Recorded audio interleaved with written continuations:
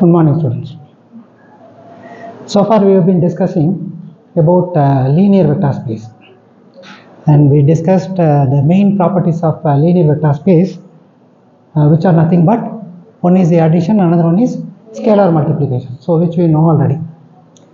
Then another very important property that there exists is inner product, scalar product. That also is very important property in linear vector space. And the operators are linear operators. We discussed about the properties of linear operators elaborately in last video lectures. Then we discussed about eigenvalues, eigenfunctions, degenerate values, non-degenerate eigenfunctions, and all those things we discussed. Isomorphism of vectors, projection vectors, so all those things we discussed. And very important thing that we discussed was Gram-Schmidt process. So if vectors are not orthogonal, then we'll have to make the process of Gram-Schmidt process, then make those two vectors as orthogonal to each other. So why should we go for orthogonal to each other? Because the ground state and the excited states are always perpendicular to each other. So that we need to have orthogonal vectors. So that's the reason that we need to have always orthogonal vectors. Then in this class we are going to discuss on direct sum of invariant subspace. So this is about direct sum. Direct sum is different from ordinary sum. Ordinary sum means we are going to add these two. Direct sum, which will have some properties, mainly three properties. We are going to add two subspaces in linear vector space. We have linear vector space, as we know already, it is elaborate, that we know already, in which we have lot of subspaces exist. Each subspace will have different vector elements. So every subspace will have different vector elements. So those vector elements, small group is called as a subspace. And we are going to add two subspaces. The resultant will be in vector space. Okay. So I repeat, we are going to add two elements in two subspaces, and the resultant vector will be in linear vector space. That's the rule. This is ordinary addition, ordinary sum. What is direct sum? Suppose you are going to take one element from one subspace. You are going to take other element from other subspace. You are going to add these two. Is it okay what I am saying? So you just take one element from one subspace. You are going to add with the other element from other subspace. You are going to add. You are going to sum. Direct sum is just sum.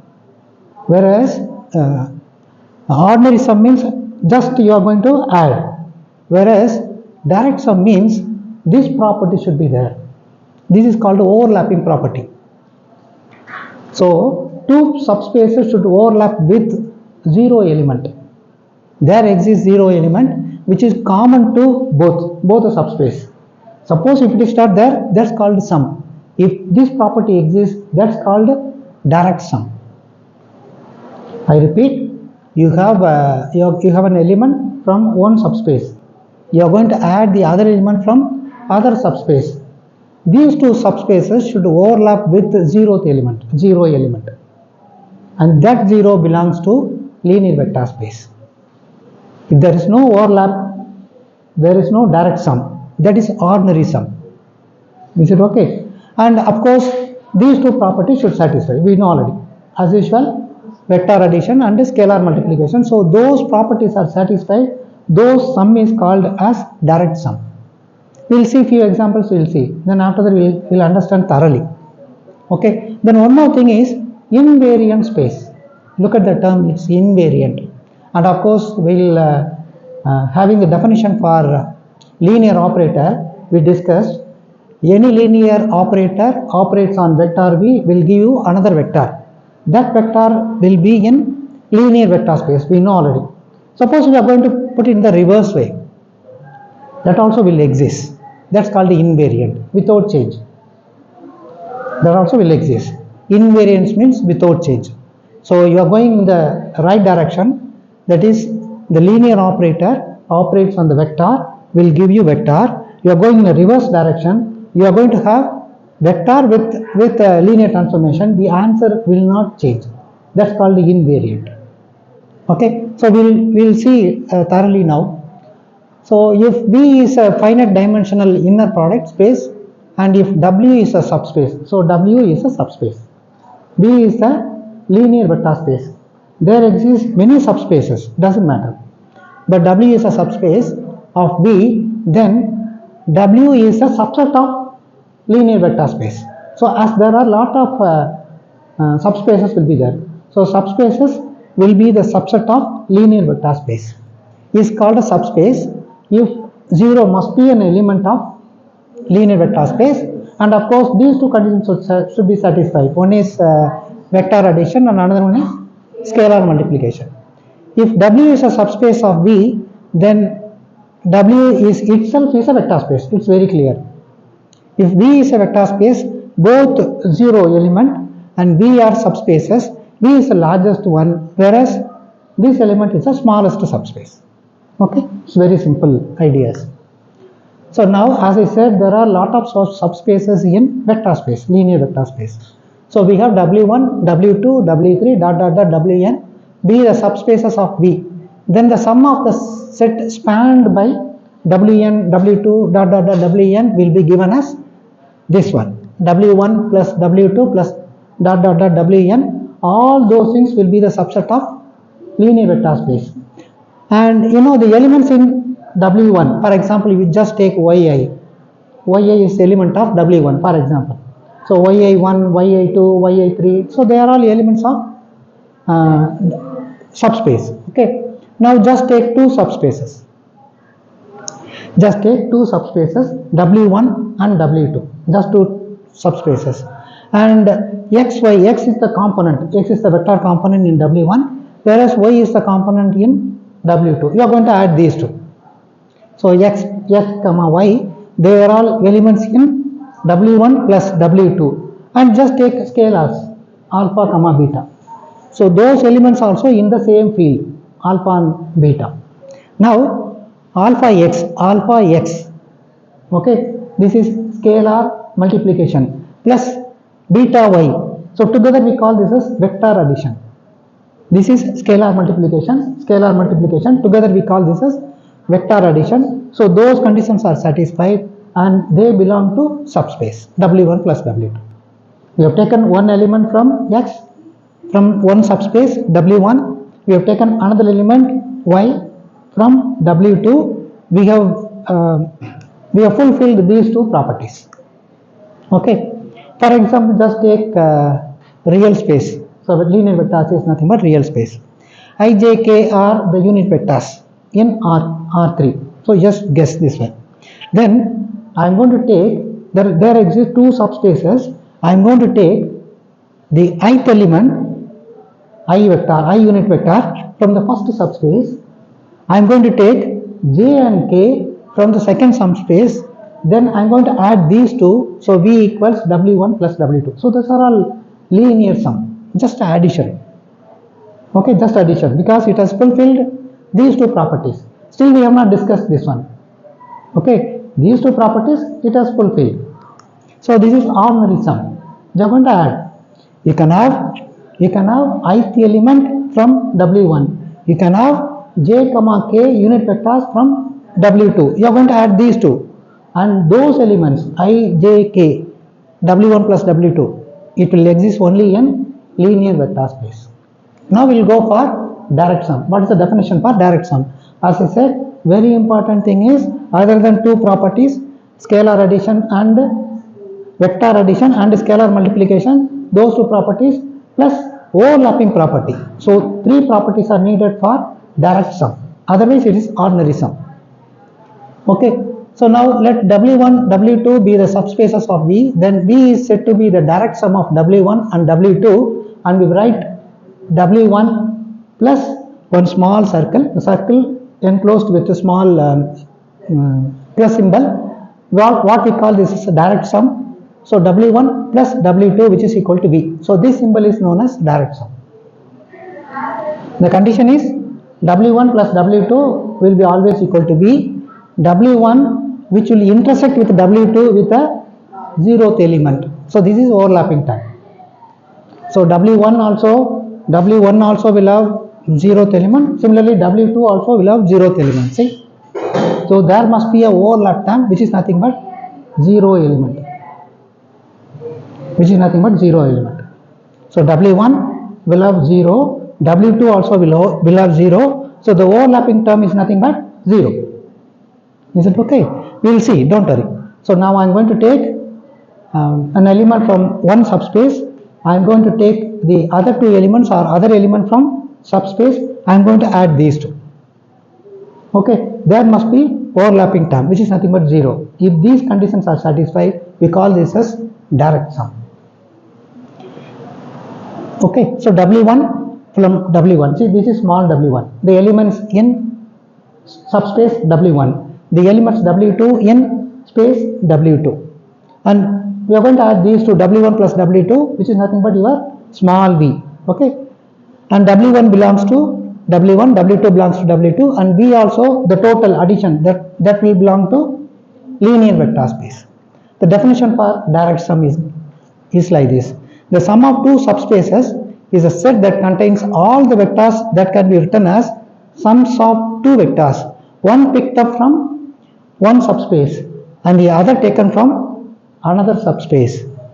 In other words, in a direct sum, non-zero vectors taken from the different subspaces being summed must be, they are all linearly independent vectors. It's a very important criteria. Already we know that those combinations will be always linear combination of vectors, and those vectors must be linearly independent vectors. So we know already this.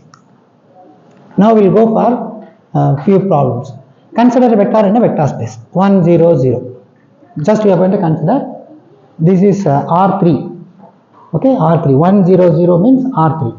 Okay, consider a subspace W1. We are going to consider a W1 subspace containing all the vectors as W1 equals A. A is a scalar. So you are going to multiply A with 1 0 0. A with 1 0 0. So that will give you A 0 0. A is any scalar. Now you are going to consider another subspace W1 containing all the vectors as W2 as B multiplied by vector multiplier 0 1 0. Okay, so this goes with 0 B 0. B is any scalar. Now I am going to add these two. I am going to add W1 plus W2. So I am going to add these two. So this becomes A 0 0 plus 0 B 0, which is nothing but A B 0, which is nothing but A B 0. What is the overlapping term? See here, 0, here also 0, here also you have 0. So this is overlapping term. Overlapping term exists. So AB0 must be AB0. That vector or matrix must be direct sum because overlapping term exists. See, here also you have overlapping term 0. Here also you have 0. So overlapping term exists. So this must be your direct sum. Direct sum of W1 and W2. Okay. So the sum W equals W1 plus W2 is the direct sum. Whereas this is your W1, this is your W2. Because two vectors are linearly independent, provided if A is not equal to 0 and B is not equal to 0. Okay, they are all linearly independent. Now we go for this problem. And we are going to check whether it is direct sum or not. So we have two problems now. We are going to check which is direct sum, which doesn't fall in direct sum. So we are going to check. So U is given as 0 0 C. W is given as A B 0. Now you are going to add these two. You are going to add these two. So U plus W equals A B C. Okay. What at 0? Here also you have 0. Here also there exists 0. So U is overlapping with W with 0. U intersection W equals 0 0 0. Anything you can write as this is exact like 0 0. See 0 0 you have 0. Overlapping term. You have 0 0. Here also 0 is there. So overlapping term is nothing but 0 0 0. So this is called a direct sum. Suppose we take this example. U equals A B 0. W equals 0 C D. Just add these two. u plus w equals a, c plus b, d. Okay, here 0 exists, I can write 0, but here there is no 0 here. I can keep it this as e is nothing but c plus b, and here 0 exists, so I can write 0 here. So the overlapping term is term 0 e 0, but it is not 0 here, so there is no overlapping term here. It is ordinary sum. Here there is here there is overlapping terms 0 0 0. So there must be overlapping terms for any direct sum. If it is ordinary sum, there exists no overlapping terms. See here 0, it must be 0, but 0 is not here because c plus b exists. So this is ordinary sum. This is the example for the direct sum. Any doubt? So we should remember that a subspace is a subset of a vector space such that any linear combination of vectors of the subspace belong to the subspace itself. So it's very clear. Let W be the linear space and W1, W2 two subspaces of W. Then the sum will be W1 plus W2, which is a subspace of W. You have subspaces, lot of subspaces are there, W1, W2. You just add these two. This will create another subspace. There is nothing but your W. All those things will come under linear vector space. And as I said, the definition for invariant. Let T, the linear operator, operates on the vector, will give you V, be the linear space, just linear operator. This is the definition for your linear operator. So your subspace W of V is called a linear operator. This is invariant subspace if for every V belongs to W and the linear operation also will belong to subspace. And this is called direct sum of invariant subspace, provided those three properties should satisfy. One is the overlapping term, intersection term, another one is vector addition, and third one is scalar multiplication. So that's all. Okay. And W1, W2 are complements of one another. We can interchange. Instead of adding W1 plus W2, you can add W2 plus W1. That also will give you the same results.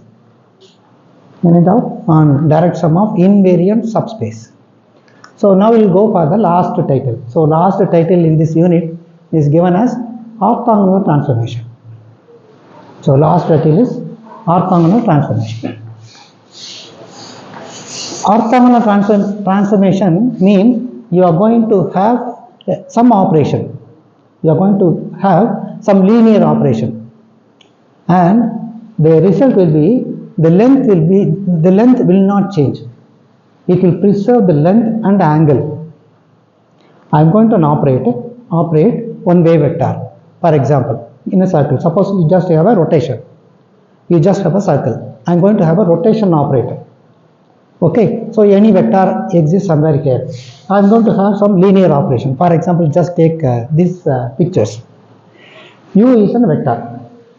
Okay, U is a vector and W is also another vector. And according to Pythagoras theorem, and this one will be given as U plus W. We know already. I am going to translate. I am going to have translation vector, translation operator. I am going to have translation operator. So this triangle becomes exactly like this. So this is after the operation. This is before the operation.